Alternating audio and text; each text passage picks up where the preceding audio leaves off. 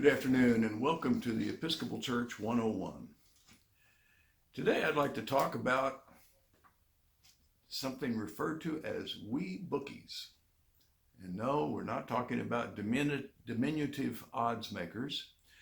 These are short little books of the Church of England Eucharist, the way it was rewritten and celebrated in Scotland by, quote, non-juring Anglicans in the 17th and 18th century.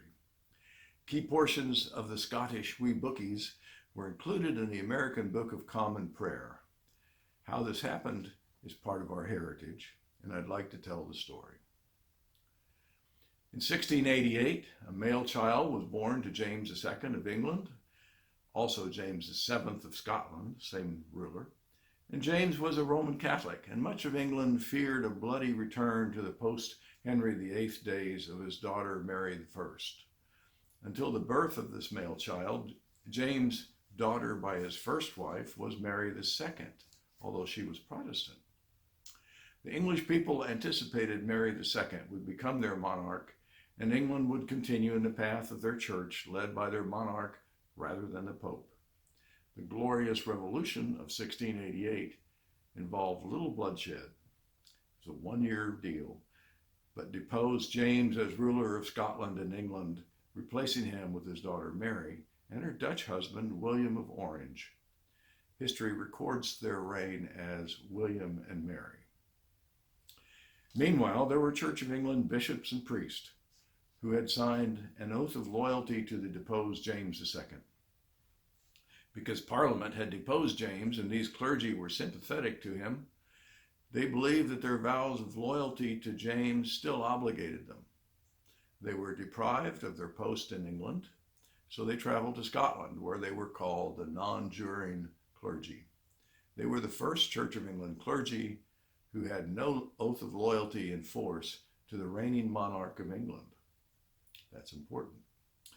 Across the Atlantic, following the American Revolution, Samuel Seabury was elected to serve as the first bishop of the newly separated Church of England in America, later to become the Protestant Episcopal Church of the United States of America. With no English bishops in America to consecrate him, he set sail for England in 1783, a few months after his election. No English bishop, however, would consecrate Seabury because they had all signed an oath of loyalty to the English monarch, and they would insist that he do the same.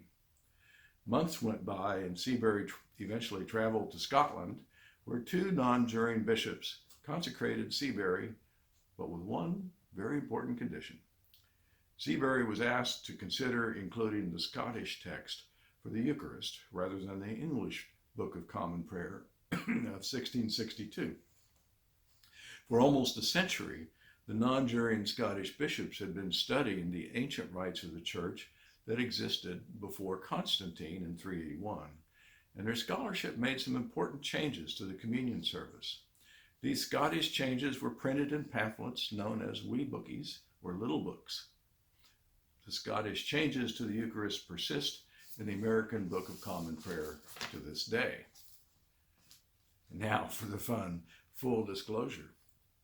I served as priest in charge at St. Anne's in Annapolis, Maryland for 3 years prior to coming to Oklahoma.